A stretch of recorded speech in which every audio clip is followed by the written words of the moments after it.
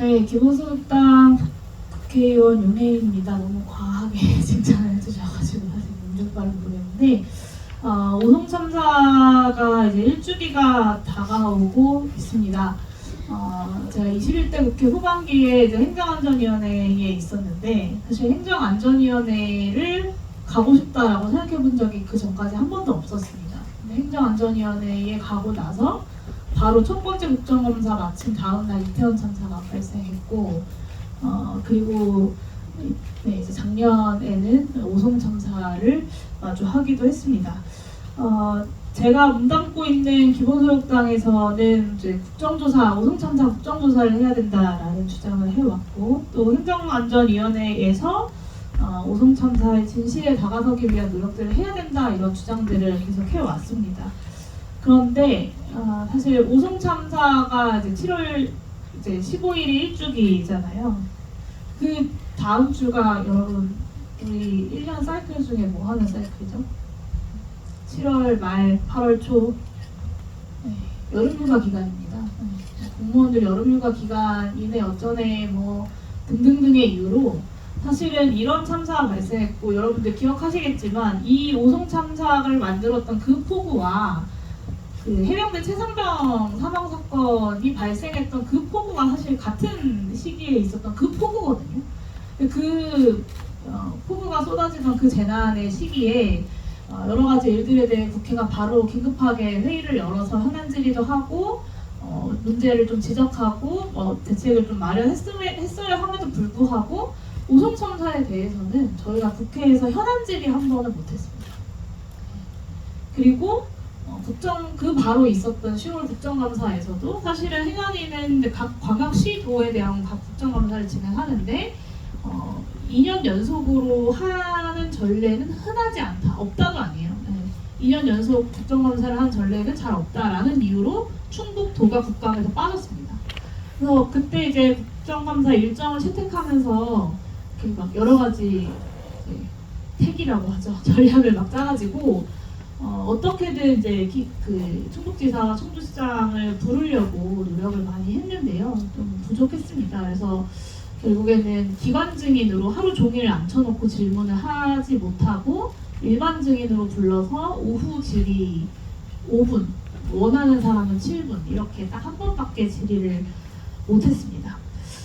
87일이 지나서야 처음으로 충북도지사와 청주시장에 대한 질의를 할 수 있었고 그 시간도 7분 너무 짧은 시간이었습니다. 이 시간 동안 제가 두 가지에 집중했는데요. 하나는 이제 충북도지사의 명확한 법적 책임을 짚는 것에 좀 집중을 했습니다. 두 번째는 소방의 대응에 대해서 좀 지적을 많이 했는데요. 이 궁평 2지하차도가 적어도 충북도에서 도로법상의 도로 통제만 미리 했었어도 발생하지 않을 참사였다라는 것을 좀 짚고 싶었습니다. 참사 직전까지 충북도의 각 기관에서 이제 참사의 어떤 위험, 재난의 위험들을 알리는 위험 시그널들이 막 전달이 됐지만 충북도는 말 그대로 아무것도 하지 않았습니다. 그리고 참사 당일에 김영환 지사의 그 행적을 분석해보면 더욱더 좀 놀라운데요. 참사 이후였던 9시 44분, 10시 12분, 10시 35분, 12시 48분 이렇게 4번에 걸쳐서 오송 지하차도의 상황을 보고를 받았습니다. 아무것도 도지사는 하지 않았습니다. 심지어 12시 48분에 마지막 그 보고를 받았을 때 그 내용이 비공식적 사망자가 7명에 이른다라는 내용이었습니다. 이 시간대를 제가 어떻게 확인했냐면요. 그 충북도에 질문해가지고 공식적으로 받은 답변입니다. 자기들이 한 답변이에요. 근데 이 12시 48분 그 사망자가 7명에 이른다라는 보고를 받고서도 1시 8분경 계속해서 밥을 먹고 있었던 거죠. 사실은 도내에서 그런 참사가 발생하면 일단 도지사가 현장에 나가서 필요한 것이 무엇인지를 파악하고 뭐 상황 판단 회의를 열고 관계 부처들이 필요한 것들을 요청하고 가용 가능한 자원들을 다 동원하는 것이 상식적이죠. 참사가 이미 발생했다 하더라도. 그런데 김영환 충북지사는 비공식적 사망자가 잠정 7명이 넘는다라는 보고를 받고도 아무것도 하지 않고 하던 식사를 마저 하고 참사 현장으로 이동을 합니다. 이 사실이 이제 국정감사에서 뭐 카톡이라거나 영수증 내역이라거나 녹취록 등등으로 이제 지적을 했음에도 불구하고 자신의 책임을 회피하는데 그리고 변명하는데 급급했습니다. 심지어 충북도 대변인이 당일 이 김영한 지사의 행적을 최초 보도했던 충북 지역 신문의 기자를 이제 고발하겠다는 입장까지 밝혔고요. 이 재난 책임자로서의 당일의 어떤 대응과 애티튜드, 자세, 대응의 실패뿐만 아니라 참사 이후에 그 문제적인 참사 대응에 대해서 지적을 받았을 때도 끝없이 책임을 회피하는 모습들만 보여주고 있었던 겁니다. 컨트롤 타워 역할을 했어야 하는 충북도지사가 일말의 반성조차 하지 않았던 것이고요. 두 번째는 참사 발생 직후에 골든타임을 허비했던 소방에 대한 재난안전법상의 책임을 좀 물었습니다. 사실 정치인으로서요, 소방에게 책임을 묻는다는 것이 굉장히 부담스러운 일입니다. 왜냐하면 대한민국에서 가장 신뢰받는 공무원들이 소방이죠. 늘 국민 곁에서 국민 안전을 위해 고생하고 목숨을 잃는 분들이고요. 대한민국 공공기관 중에 가장 신뢰가 떨어지는 곳이 어딜까요? 국회입니다. 네. 사실 정치인으로서 이런 소방을 막 이렇게 문제 제기를 하면 옆에 계시는 다른 국회의원 분들이 또 소방한테 너무 그러지 말아라, 괜히 욕 먹는다, 이런 걱정 어린 이야기도 많이 해주시는데, 근데 사실 책임 관계는 명확하게 짚어야 할 건 짚어야 하잖아요. 그래야 그 다음에 대응에서도 더 나은 대응을 할 수 있는 거니까. 제가 판단했을 때 소방에게는 참사를 막을 수 있는 기회가 딱 3번 있었습니다. 15시간 전에 충북 소방으로 접수됐던 제 방이 무너질 것 같다라는 신고가 있었고요. 이 신고가 있었지만 인력이 없다, 구청에 전화해봐라, 시청에 전화해봐라, 이런 안내만 남기고 이제 안내 신고를 종료를 했습니다. 그리고 두 번째 기회가 있었습니다. 참사 당일 오전 8시 무너지기 직전이었던 임시 제방을 본 주민이 신고를 하고 그 신고에 따라서 출동을 했습니다. 근데 이 제방의 침수 위험이 분명히 있었음에도 불구하고 어떤 조치도 취하지 않고 관계기관에 관련된 내용들을 전파하거나 하지도 않고 8시 25분경에 현장을 이탈합니다. 마지막 기회는 완전히 침수된 재난 현장을 소방이 최초로 목격했던 8시 37분입니다. 이 시간에 충북소방서 지휘차가 최초 신고가 접수되자마자 그 오송 제2지하차도 현장으로 출동을 합니다. 근데 10분 후에 차를 돌려서 현장을 이탈합니다. 네. 충북소방본부가 오송읍 일대 지하차도를 순찰하라라는 무전 지시를 내렸기 때문에 현장을 이탈합니다. 그러니까 이 참사의 신고의 내용이 어떤 심각성인지 상황에 대한 판단과 대처와 이런 것들이 전혀 되고 있지 않았다라는 것이고요. 제가 조금 더 강조하고 싶었던 건 이날 참사 당일에 갑자기 우리가 기습적인 폭우로 인해서 이런 참사가 발생하고 상황을 대처해야 됐던 것이 아니라 당시에 충북소방, 특히 청주에서 긴급구조 통제단을 가동하고 있었다는 겁니다. 이게 어떤 의미냐면 이 통제단을 가동한 순간부터 소방당국이 이 재난 현장에서의 긴급구조와 응급조치에 관한 모든 지휘와 통제의 권한을 쥐게 된다는 것이고요. 그 권한에 따른 책임 또한 발생한다라는 것입니다. 그러니까 폭우가 예상되고 있었던 상황이었기 때문에 충북소방에서는 미리 통제단을 가동하고 있었고, 그렇다면 그 권한에 따른 제대로 된 대처와 거기에 따른 책임들이 필요했던 것이죠. 근데 이 소방이 이 책임을 회피하기 위해서 국회에 보고할 때 통제단을 나중에 10시 4분에 참사 이후에 가동했다라는 이제 거짓 보고를 하게 됩니다. 소방서장을 비롯한 간부들이 이 긴급구조 통제단을 가동하지 않았는데 가동했다라고, 그러니까 제가 지적한 거랑 정반대의 얘기죠. 가동 안 했는데 가동했다고 국회에 보고했다라고 지금 기소되어서 재판을 받고 있는데, 근데 이게 가동을 했다면 여기에 재난안전법상에 따른 책임이 따르는 것이기 때문에 제가 봤을 때는 오히려 허위 공문서 작성이 재난안전법상의 책임보다 더 가볍기 때문에 반대로 사실은 가동을 안 했는데 했다고 이렇게 당시에 이제 상황판에 적어준 거다, 허위 공문서를 작성했다, 이게 당시 참사 당일 이후 며칠 동안의 그 상황 보고서에 계속 참사 전부터 통제단이 가동되어 있었다는 내용이 나오거든요. 그러니까 이거를 사실 거짓말이었다라고 거짓말을 하고 있는 거죠. 제가 이 한정된 국감에서 시간이 한정되어 있는 상황에서 충북이랑 소방에 집중했던 이유는 하나인데요. 이 미리 재난을 대비하고 예방했었어야 되는 지자체의 책임이 있고요. 재난 상황에서 최종 단계에서 이 재난에 대응해야 되는 소방의 책임이 있습니다. 예방과 대응 이 두 가지 책임을 지적하기 위해서 소방과 충북에 집중을 했던 것이고요.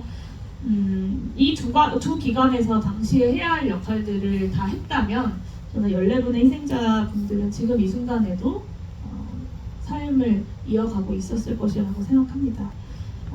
사전 예방에서부터 참사 직후의 대응과 참사 직후의 수습과 피해자 지원 그리고 그 이후에 책임을 묻는 모든 과정이 참혹하게 실패했던 인재라고 저는 규정을 하고요. 윤석열 정부 이후에 우리 사회의 재난 대응 능력 자체가 도미노처럼 좀 무너지고 있다라는 생각을 합니다. 오송 참사가 있기 1년 전에 포항에서의 지하주차장 침수 사고가 있었고 서울에서도 반지하 침수 사고가 있었습니다. 호우로 인해서 인명피해가 잇따르고 있는 상황이었고 이에 따라서 재난 대응 대책을 세운 이후에도 1년 뒤에 오송 참사라는 참사가 발생하게 된 것입니다. 이태원 참사를 겪고 나서도 재난 대응 능력이 한 발자국도 나아지지 못했다라는 것을 지적해야 된다고 저는 생각합니다. 그래서 저는 오송 참사가 중대재해처벌법이 규정하고 있는 중대시민재해라고 판단하고요. 안전보건 의무가 있는 각 기관들에게 주어진 책임을 다했다면 일어나지 않았을 참사이기 때문입니다.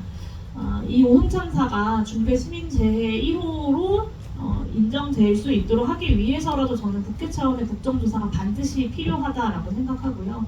세상에 사람이 14명이 죽었는데 국회에서 관계 기관들 불러놓고 현안 질의 한번 못하고 참사에 대한 모든 것들이 종결된다는 것을 저는 좀 납득하기가 어렵습니다. 그리고 이 오송 참사에 대한 공적 조사가 국회에서 아무것도 못했다고 말씀드렸는데요. 국무총리실 산하의 국무조정실의 최초의 그 초기 조사 이후로는 한 번도 제대로 진행된 적이 없습니다.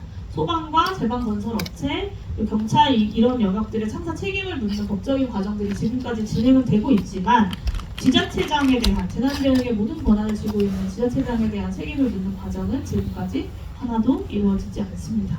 오히려 이 참사 이후에 그 현안 질의 한 번 못하고 국정조사 한 번 하지 못했기 때문에 김영환 지사와 이범석 청주시장이 문책에서 자유로워져 있는 상황입니다. 저는 이미 시간이 좀 오래 지체되어 있는 까닭에 벌써 1년이 다가오고 있기 때문에 참사와 관련 자료들의 파손이나 그 증거 인멸의 우려가 크다라는 우려도 좀 동시에 갖고 있는데요. 그런 만큼 하루라도 빨리 진상규명 과정에 착수해야 된다고 생각하고요. 이 명명백백하게 진실을 밝히고 그 밝혀진 진실에 따라 책임을 묻지 않으면 그 다음번 참사가 발생했을 때 또다시 책임을 묻기 어려워지는 한계가 발생합니다. 이태원 참사, 세월호 참사 이후, 이태원 참사 이후에 각자도생 사회다라는 이야기들 많이들 하시잖아요. 오송 참사도 사실은 마찬가지인 거죠. 우리 사회가 국가가 재난 대응에서 어떤 역할을 해야 하는지 사실 세월호 이후에 많은 노력들을 하면서 컨트롤 타워에 대한 개념들을 분명하게 세웠음에도 불구하고 윤석열 정부 들어선 이후에 이태원 참사 당시 그 컨트롤 타워에 대한 개념이 한번 무너졌고요. 국정조사 과정에서 그 기존에 우리 사회가 합의해왔던 컨트롤 타워의 개념을 다 무너뜨리는 증언들을 이상민 행안부 장관을 비롯해서 대통령실에서도 그렇고 국민의힘 국회의원들도 그런 말들을 해왔습니다. 오송 참사에 대해서는 컨트롤 타워에 대해서 제대로 묻는 과정조차 갖지 못했던 것이고요. 저는 이 과정이 우리 사회가 오송 참사를 기억하고 애도하는 것뿐만 아니라 조금 더 안전한 사회로 나아가기 위해서는 필수적인 과정이라고 생각합니다. 그리고 마지막으로 좀 정치적인 말씀을 드리면 이게 오송 참사 국정조사가 제가 혼자 주장하는 것이 아니라 더불어민주당도 당시 총선 당시에 공약했던 내용이고요. 조국혁신당에서도 공약했던 내용입니다. 특히 이곳 청주를 지역구로 두고 계시는 4분의 국회의원 모두가 다 공히 함께 약속했던 내용이기도 합니다. 그래서 저는 그 많은 정당들과 의원님들의 약속을 어떤 무기로 많이 요구하고 다닐 예정이고요. 제가 22대 국회에서 어느 상임위원회에서 일을 할까 고민을 많이 했습니다. 개인적으로는 보건복지위원회나 아니면 산자위에서 재생에너지 관련된 어떤 일을 좀 해보고 싶다는 생각도 있었는데 행안위에서 2년 정도 최소한 전반기에는 더 일을 해야겠다라고 생각했던 계기는 지난 총선 때 오송 참사의 유가족분들 그리고 생존자 분들을 만나서 간담회를 했었는데요. 그 자리에서 생존자 대표님이 22대에서 행안위에 계속 있어야 한다라고 말씀을 하셨습니다.